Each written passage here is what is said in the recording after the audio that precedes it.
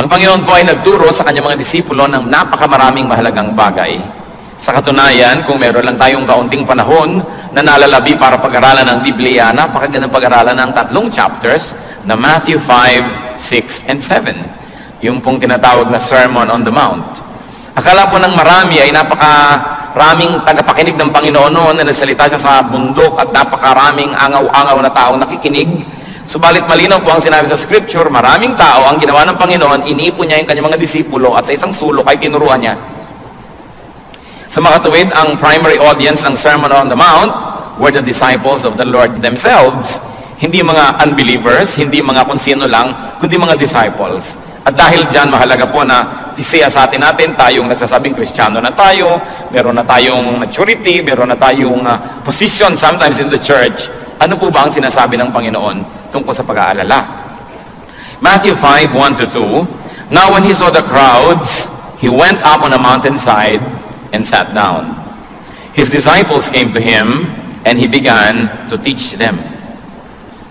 Matthew 6, 25-27, Therefore I tell you, do not worry about your life, what you will eat or drink, or about your body, what you will wear.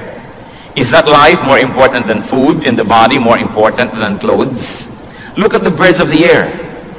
They do not sow or reap or store away in barns, and yet your heavenly Father feeds them. Are you not much more valuable than they? Who of you, by worrying, can add a single hour to his life? Mahalaga po mga turo. Gusto natin matandaan, maunawaan at makita ang salita ng Diyos. What is the teaching here? Do not worry about your life. Do not worry about your existence, your survival. Don't worry about the very basics. Huwag daw pong mag-alala. Huwag matakot. Huwag lagi nang magkaroon ng agam-agam tungkol sa ating buhay. Anong kakainin ko? May kakainin pa ba ako? Anong iinumin natin? Nauubos na daw yata ang fresh water supply ng planeta. Paano kaya lumipat na sa Canada dahil marami dong mga lakes? O sa Antarctica dahil maraming yelong pwede pang tunawin? Masyadong maraming alalahanin ng mga tao ngayon. Sabi ni Lord, do not worry about what to eat or drink. This is the very core of survival. Because the Lord says, life is more important than food. Life is more important than just survival. Now, don't get this wrong. Hindi sinasabi ni Lord na do not think about what to eat, do not think about provision, that do not plan about it. Ang sabi niya, do not worry. Because when you worry, you will be robbed of many happiness and many joys in life. And there is so much more to life. Sinasabi ni Lord, yung buhay, mas marami pang mahalagang bagay kaysa kung anong kakainin. Kumakain lang ang tao para huwag mamatay. Nagdadamit siya para huwag ginawin o para huwag siyang malantad. Pero ang buhay ay lampas pa sa mga anong kakainin at anong isusuot. At ano pa pong sabi niya? Do not worry about your body, what you will wear. So dati basics food. Very basic yung food eh. Although iba gusto nilang isama yung clothing sa basic needs. Pero ang totoo, food talaga. Kasi nung si Adan at si Eva ay nilikha, binigyan sila ng pagkain, pero wala naman silang damit. Hindi nila kailangan yun nung wala pa silang malisya. At maganda pa ang klima ng planeta, hindi pa nasisira ang nature, kaya hindi nila kailangan ng protection. But then secondarily, you need clothing. So, iba't ibang level ng need ang sinabi ni Lord dito, the very basic, and then the secondary, or the second most basic. But He says, your body is much more valuable than what it wears, than what you put on it. At ano po ang logic? Ano ang rason? Ano ang katwiran?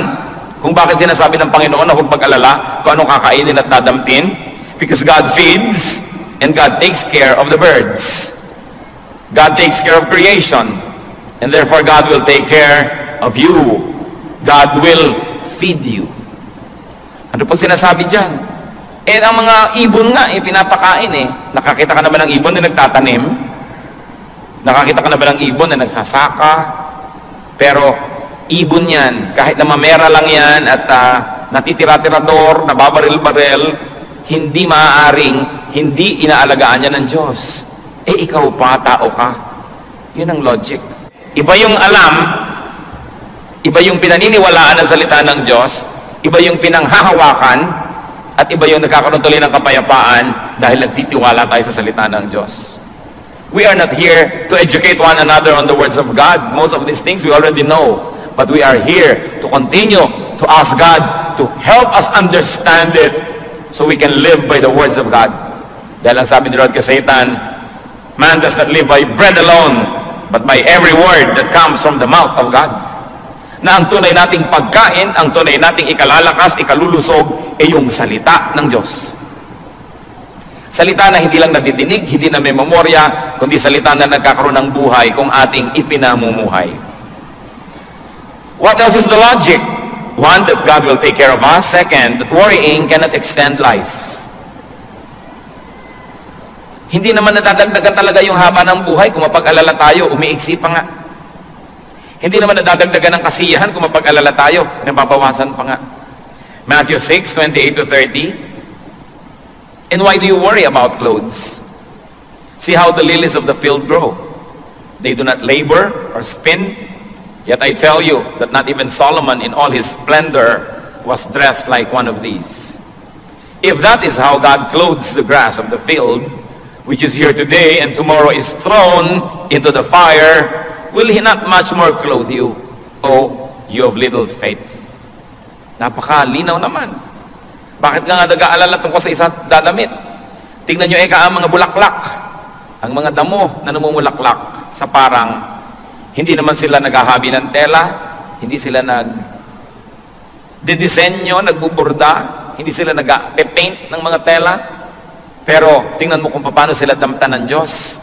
Kahit si Solomon, na pagkarangya-rangya ng mga isinuot, hindi man lamang nadaig ni Solomon ang mga bulaklak na nilikha ng Diyos. At sabi niya, kung yung mga bulaklak lang at damo-damo, buhay na buhay ngayon, pero bukas ay lanta na at susunugin na. Pinag-iisipan pa ng Diyos na damitan ng magandang kulay, magandang disenyo. Ikaw pa ba na mahaba ang buhay? Ikaw pa ba na may panghabang panahon? Ikaw pa ba na nilikha sa wangis ng Diyos? At ikaw pa ba na dahilan kung bakit ang anak ng Diyos ay namatay sa krus ng Kalbaryo? Ikaw pa kaya ang hindi damitan? So, Jesus says, don't worry about these things. Because worrying cannot make one look beautiful. Sa katunayan, nakakapagpapangit pa nga yung pagpapaalala. Kaya nakikita niyo po yung mga lalaking magandang magtalaga ng kanilang mga may bahay. Aba, magagandang mga may bahay.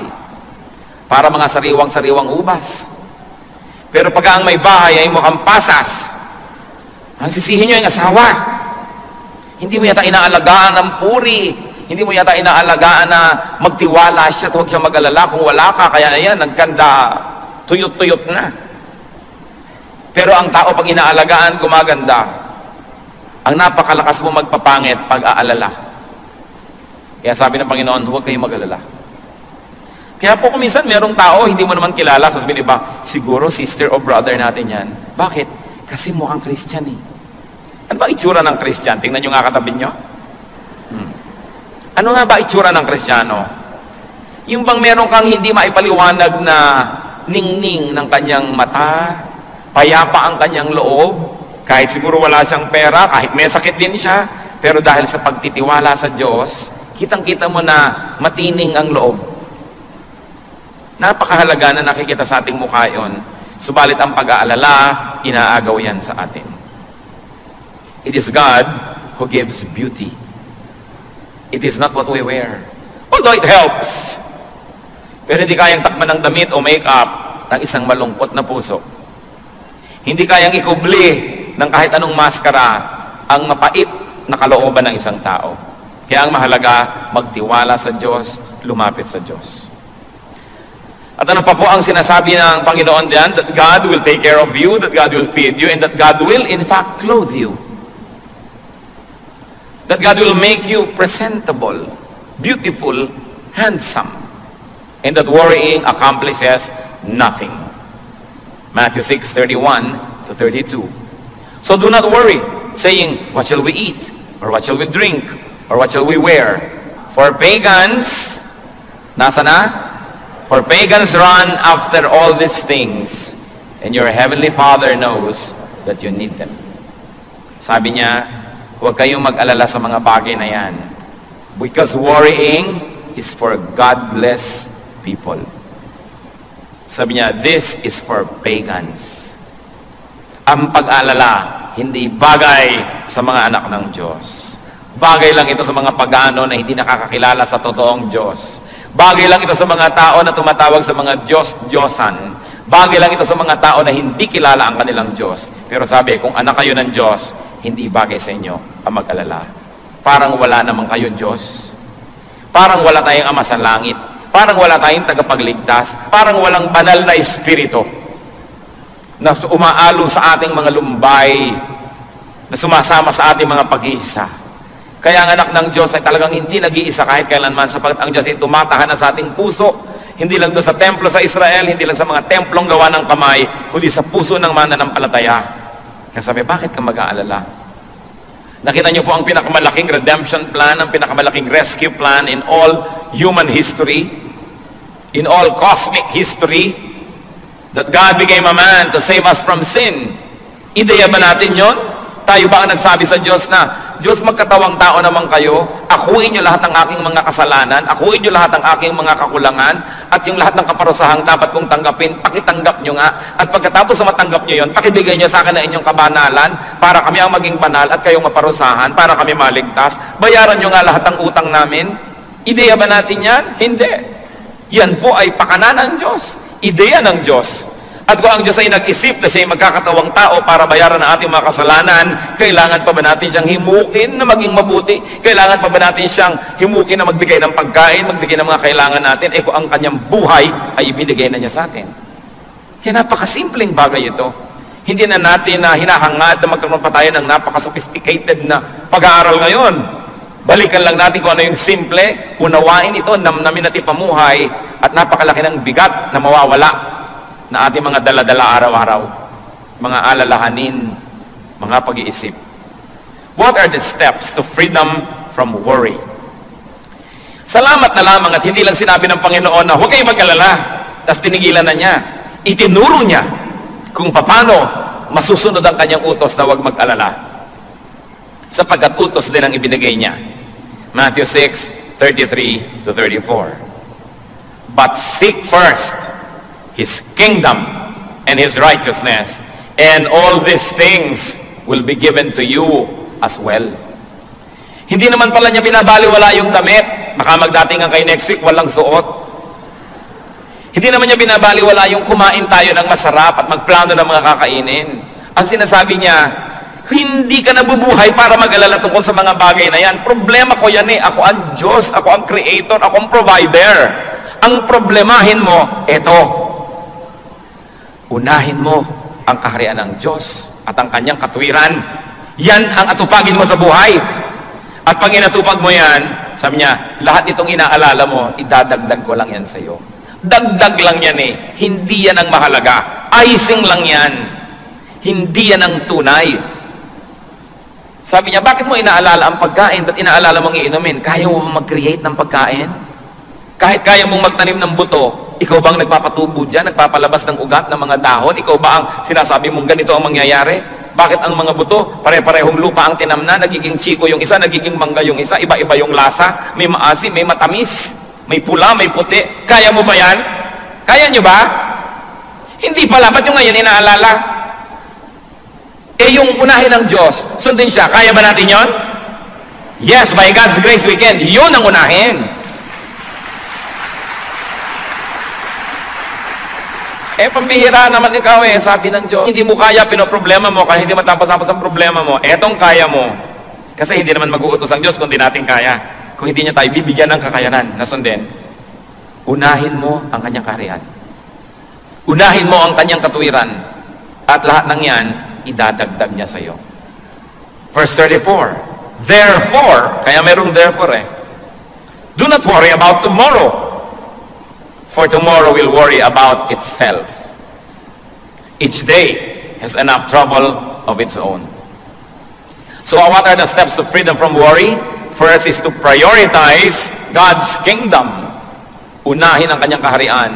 At yung kaharian niya, hindi lang yung bababa mula sa langit, hindi lang yung pagdating ng panahon, yung nasa puso na natin, that we have to expand God's kingdom in our hearts and in the world. Ang kaligtasan natin at kaligtasan ng iba, ang kanyang katuwiran, ang kanyang righteousness, unahin natin na maging mabuti, mabait, makadiyos, malinis. Yun ang unahin natin. Kasi yung iba, inuuna nila na magkapera, magkaroon ng isusuot, magkaroon ng kakainin, kaya ang kaluluwa ibinebenta kay Satanas. Di bali na magkasala ako, mandadaya ako, magnanakaw ako, kasi kailangan kong kumain, kasi kailangan ko magkadamit, kasi kailangan ko ng pambayad sa kuryente, sa tubig, tuition fee ng mga bata, etc., etc. May sakit ang nanay ko, sa mga agaw ako ng cellphone, ng may cellphone. Sabi ni Lord, lahat ng bagay na kailangan nyo, kaya kong ibigay. Ang gawin nyo, pumwesto kayo doon sa lugar na dadaanan ng pagpapala ko. At yung lugar na yon, yung lugar ng kabanalan, lugar ng pagiging makadiyos. At pag doon ka lumagay, ang Diyos ang may problema kung paano kanya bibigyan ng iyong kailangan. Yung iba sa paghahanap nila ng kanilang mga kailangan sa buhay, lalong lumalayo sa Diyos. Kaya lalong nakakalubog-lubog, lalong nakakawindang-windang ang buhay, at lalong napapahamak. Sabi ni Lord, gusto nyo ng mga kailangan nyo sa buhay? Akong nakakapagbigay niyan. Pag gusto ko magbigay, hindi ako kailangan pilitin. At kung ayaw ko, hindi rin ako napipilit na magbigay. Bakit hindi mo ko bigyan ng kasiyahan? Pag tayo nabubuhay ng ayon sa wangis ng Diyos, kasi tayo ginawa sa wangis niya, nilikha sa wangis niya, nasisiyahan siya. At kung nasisiyahan ba ang Diyos, napakahirap para sa Kanya na mag-blow out. Napakahirap pa sa Kanya na magbigay ng mga gusto niyang ibigay sa atin. Kaya ang dapat nating unahin, masiyahan ang Diyos sa ating pag-iisip, pananalita at pamumuhay. At pagkatapos, siya ang may problema kung paano tayo papakanin. Parang mga anak, pinag-aaral ka ng magulang mo, ang problemahin mo yung mag-aaral kang mabuti, ipasa mo ang iyong mga subjects, huwag kang mag-drugs, huwag kang mag-premarital sex, huwag kang nobyo-nobyo agad ang inaasikaso. Yun ang problemahin mo. At yung magulang mo naman, ang problema na, ipangbabayad mo sa school, kakainin mo, ibabayad sa kuryente na ginagamit mo sa mga ilaw mo sa bahay. Kasi mayroon tayong ganong role. Ang role ng Ama is to provide for us. Ang role natin, sumunod. Sumunod. Bigyan siya ng kasiyahan. At sabi, all these things will be added unto you. Why? Because you have placed yourself under God's governance, under God's economy, under God's care. Pag tayo po nagpakabuti, sa negosyo, fair ka, di ka nandadaya. Empleyado ka, di mo dinadaya ang iyong employer. Employer ka, hindi mo dinadaya ang iyong mga empleyado. Sasabihin ng logic ng mundo, ay, lugi ka. Because you can get more by cheating. Pero pag sumunod po tayo sa Diyos, inuna natin ang kanyang kabutihan, ang totoo nun, ang ginagawa natin ay nagpapasakop tayo sa kanya. Meron ba kayong mga alaga sa bahay? Sino sa inyo may mga alagang aso? Yan. Sino may mga alagang pusa? Sino may alagang ibang hayop pa? O, pagka po ba sila yung umiiyak at gustong kumain, binubugbog nyo? Hindi. Kumisa nga yung ribbon ng aso, ribbon din ng amo Kung ano yung suot ng amo, suot ng aso rin. Pagka ba yung pet ninyo ay nagiginaw, lalo nyo binubusan ng yelo.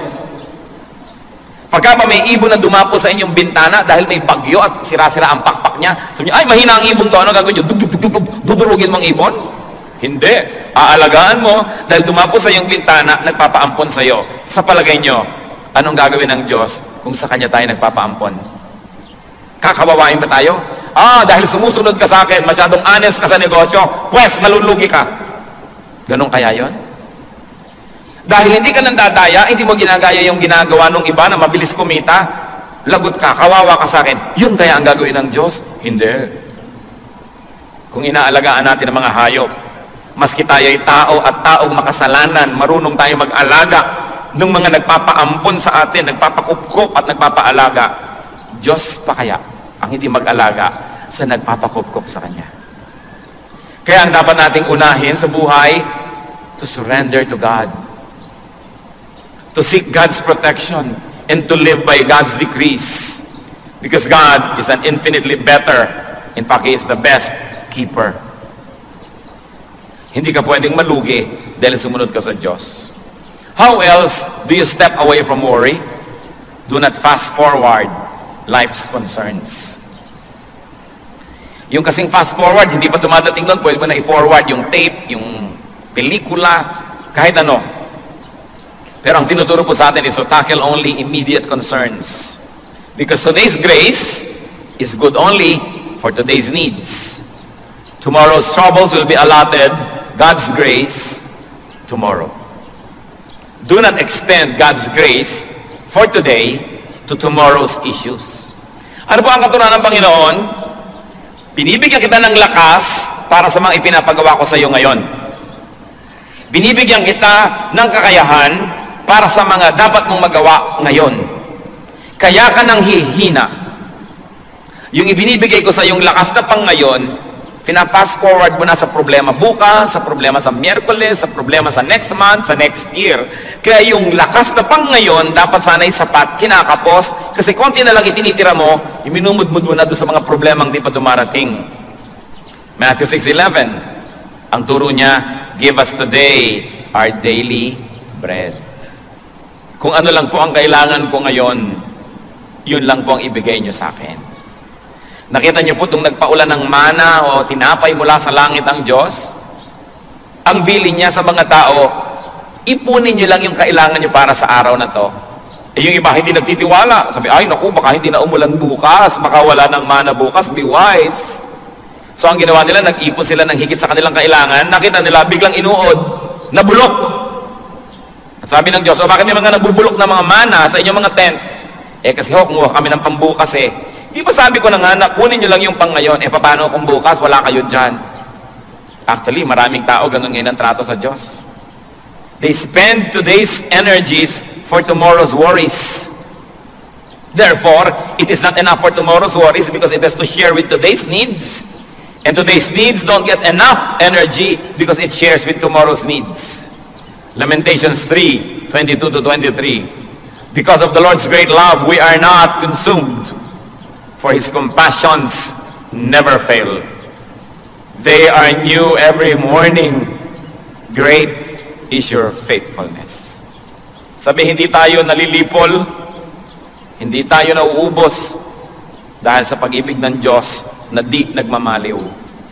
Ang kanyang pag-ibig ay bago ng bago, araw-araw. Kung tayo po'y lagi mag-aalala, ano mangyayari sa atin? Magiging duwag tayo. Hindi natin magagawa ang mga ipinagagawa sa atin ng Diyos. Paliliitin natin ang paliliitin ng ating ginagawa. Sigun lamang at bagay lamang doon sa maliit na ating pananaw at sa maliit na pananampalataya. Pero kung tayo matutuwag at magtitipid ng magtitipid, yun na lang ang titignan nyo. Sayang ba nagastahan ang salita ng Diyos ay ipamalita at madinig, hindi lang dito sa loob, kundi pati sa labas? I don't think so. Pero ang dapat nating unahin lagi, sundin ng kalooban ng Diyos. Tayo mabuhay sa kanyang mga katuruan. Naniniwala po ako na ang lahat ibibigay niya basta tama ang ating intensyon at tayo nananalig.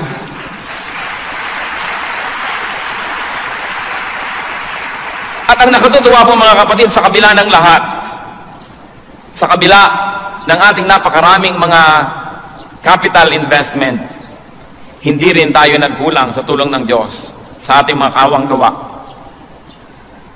Hindi lang tayo para sa sarili. Hindi lang tayo naglalagay ng magagandang gamit para tayo maging maginhawa. Kahit po kailan na hindi tayo nagkulang sa pagtuturo at pagbibigay at pag-share ng ating mga itinuturo sa atin ng Diyos sa kapwa natin mga pastor, ang ating mga kaliwanagan seminars na ginagawa natin for non-day-by-day people. Ang ministry ng kaloob para sa ating bansa at sa mga ibang maraming worship team sa Pilipinas. Hindi po tayo tumalikod dyan. Sabay-sabay. Dahil ang Diyos, sinabi niya, seek first His kingdom and His righteousness, and all this will be added to you. Ang mahalaga lang po, hindi tayo nagiging makasarili at hindi tayo nalilibang at nalalasing sapagkat alam natin, malaki ang Diyos natin. Hindi ipaghihirap ng Diyos ang malalaki nating mga proyekto kung ang puso natin ay nakasisiya sa Kanya. Kaya ano po ginawa natin over these years? We focus on building God's kingdom, on teaching and living in God's righteousness. We spend money airing radio programs across the nations. 2 national stations, several regional stations. Tinutustusan po natin buwan-buwan. Madinig ng mga listeners ang mga programa natin. Wala namang mga commercial yan. Wala namang mga sasabihin mo, hinihingan mo yung mga nakikinig, kundi sila nagkukusang loob at tumutulong. Pero lahat po yan nangyayari because we share God's goodness with us, with the whole body of the Lord, and with our known nation. Kaya kung mag-aalala tayo lagi, paano ba yan? Baka hindi pwede, wala tayong pera, wala tayong budget, liliit ng liliit ang ating mga pananaw. Liliit ng liliit ang ating mga hakbang at mga pagtatangka. Samantalang sa tulong ng Diyos, ang mga anak niya at ang kanyang iglesia dapat lumago ng lumago ng lumago. Dapat tayo magtiwala. At alam niyo po, ang ating church maraming nagagawa dahil kayo ay nagtitiwala sa Panginoon. Dahil kayo matapat sa pagbibigay sa mga pangangailangan ng iglesia. Dahil kayo ay nakakakita na mainam na magtanim para sa paglago ng kaharian ng Diyos. And over the years, God added all the funds, all the people very especially, and all the things. Meron bang himala? Meron. Tayo, ang isang patunay ng himala ng Diyos. Tingnan ninyo ang inyong paligid. Pinaghihimalaan tayo ng Diyos ng madalas, ang ating mga pangangailangan, ang paggaling ng ating mga karamdaman, ang pagpayapa ng magugulo nating mga kalooban, ang pagkakasundo ng mga pamilya, ang pagkakaroon natin ng paglilingkod sa Diyos, laging may himala. At ang mahalaga, kasama tayo sa himala na yon. Sa pag-aaral po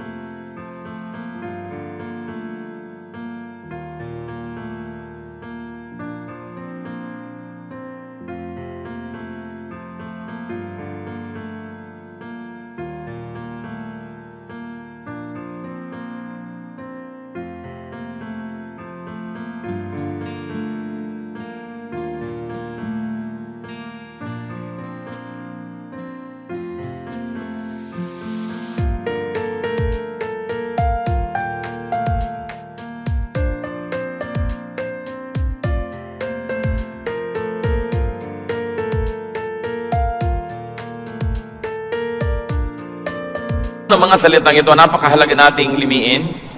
The Lord did not say, do not think or plan. Ang sabi niya, do not worry. So it's good to think, it's good to plan, but not to the point of worrying. Plan, but do not worry, especially about results. You do not plant a seed and dig it to see if it's growing.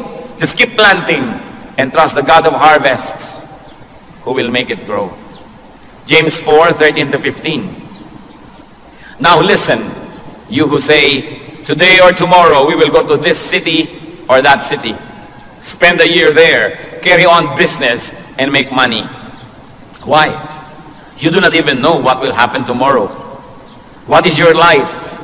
You are a mist that appears for a little while and then vanishes. Instead, you ought to say, if it is the Lord's will, we will live and do this or that. Huwag na po tayo maging pangahas at mayabang na sabihin, itong plano natin bukas, itong plano natin next week, itong plano natin next year. Sabi niya, hindi nyo alam kung bukas ay buhay pa kayo. Isa lang kayong asap, isa lang kayong usok, isa lang kayong vapor. Nandyan ngayon, subalit mamaya ay wala na. Marapat daw sabihin, kung loloobin ng Diyos at buhay pa tayo at kinakasihan ang kanyang pagpapala, itong gagawin natin sa susunod na araw, sa susunod na linggo, sa susunod na buwan. Anong ibig sabihin?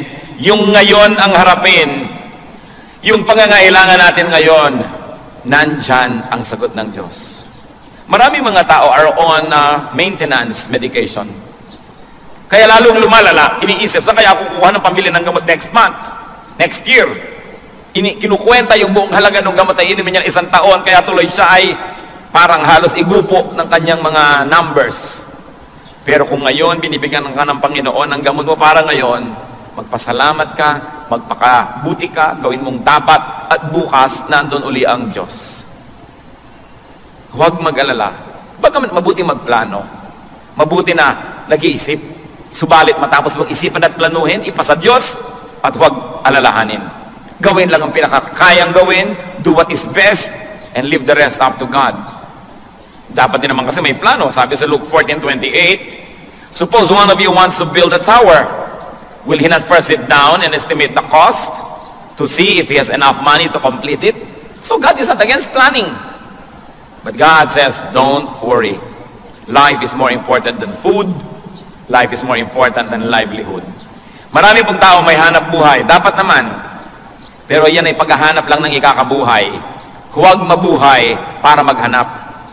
Huwag mabuhay lang para maghanap buhay. Dapat naghahanap buhay tayo para tayo may kainin, para may isuot. At kung may lakas na ang ating katawan, may damit ng ating katawan, naghahanap na tayo ng magagawa para sa kaharian ng Diyos. Kasi tayo nabubuhay para palawakin ang kaharian ng Diyos. Hindi tayo nabubuhay para maghanap buhay. Naghahanap buhay tayo para tayo may kitain at para tayo may maitulong sa gawain ng Panginoon. Pero hindi tayo nabubuhay para lang maghanap buhay. The Christian's life must revolve around God, around God's kingdom and God's righteousness. Therefore, the Christian's life must revolve around the church. Why? Because Colossians 1:18 says, Christ is the head of his body, the church. If the body of Christ is the church, then the church is the highest institution. The church is the most important institution. Therefore, our lives must be dedicated to the works, to the needs, and to the expansion of the church. If you believe that Christ is the head of the church and that He loves the church. Ang pagiging Kristiyano po hindi lang panglinggo. Kailangan umiinog ang buhay natin sa church ng Panginoon. Sandali lang tayo sa mundo, nakikiraan lang tayo rito. Ang tunay nating sasapitin ay ang presensya ng Panginoon. At marapat lang na pag humarap tayo sa Kanya, meron tayong maisulit at maialay sa Kanyang paanan. Ang ating mga paglilingkod, ang mga nagawa natin. Bunsod na rin at tulong na rin ang mga ibinigay niya sa atin. Maghanap buhay para may kainin at damitin at para makapaghandog sa Diyos. Subalit kung hanap buhay lang ang ginagawa natin at wala nang iba, hindi tayo nilikha ng Diyos para maghanap buhay. Nilikha niya tayo, anong sabi sa Bible? To do the good works that He has prepared in advance for us to do. Bawat isang tao may itinakda ang Panginoon. Ito ang mga dapat mangyari sa kanyang lifetime. Ito ang mga dapat niyang matupad. Ito ang dapat na makamit. Kaya tingnan po natin anong kalooban ng Diyos para sa atin. Kaya habang tayo naghahanap buhay, nag-aaral, meron tayong mga pamilyang inaalagaan, meron tayong mga hobbies, meron tayong mga pinagkakaabalahan, we must be free enough to serve. And we must be free enough to have a ministry. Because we were created by God for good works, which He prepared in advance for us to do. Failure means only this, being unable to accomplish the works that God has willed that will be done in our lifetime. Mahalaga po na magtagumpay tayo sa larangan na yan. And yet, through all this, be free from worry. Many people cannot serve God because they worry too much. They worry, hindi ko yata kayang gawin, wala yata akong kayanan, wala na yata akong oras, hindi ko na yata kayang gawin, gawin ninyo at sa kanyo mapapatunayan. Sabi ni Lord, do this, and all the things you think about will be added unto you. Revelations 22 verse 12 is clear.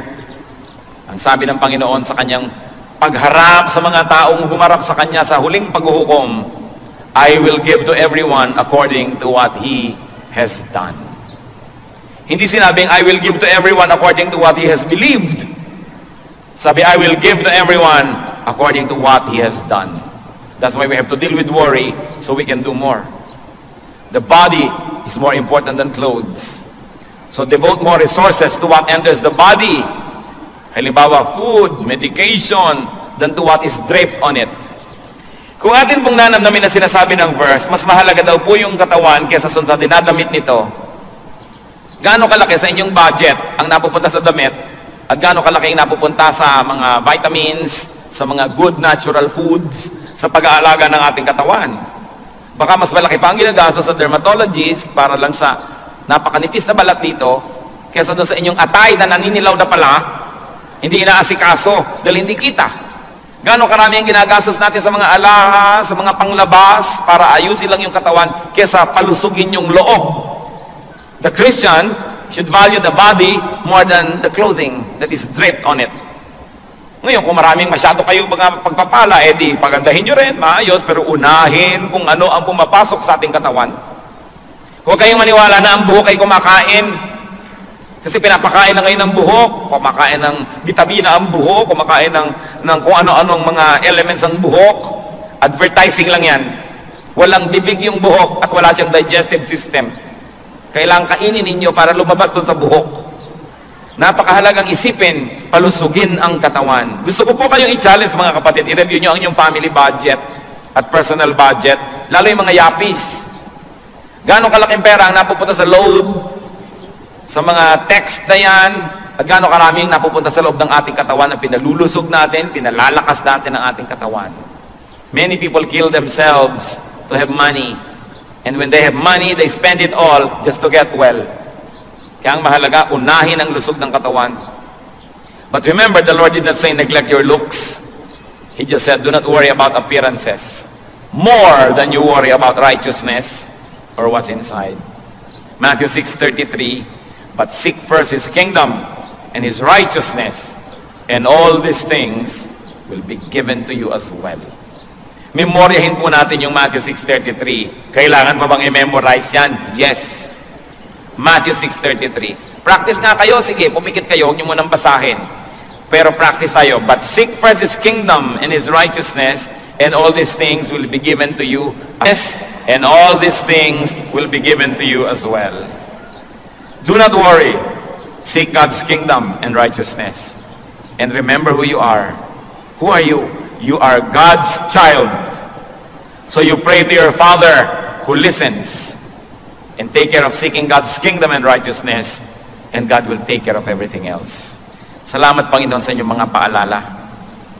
Kung meron po sa amin dito mga mapag-alala, nervyoso, lagi na lang nag-iisip, anong kakainin, magkakapera kaya, pati isusuot sa burol, pinoproblema, ano kaya ang itsura ko, saan kaya ako ililibing, anong kulay ng ataol ko. Ituro niyo po sa amin, Panginoon, kung anong tunay na mahalagang isipin. Kayo na rin na nagsabi, unahin ang inyong kaharian. Unahin ang inyong kabutihan, ang inyong katwiran, at idadagdag nyo ang lahat ng ito sa amin. Ilang beses na naming nabasa ito na dinig.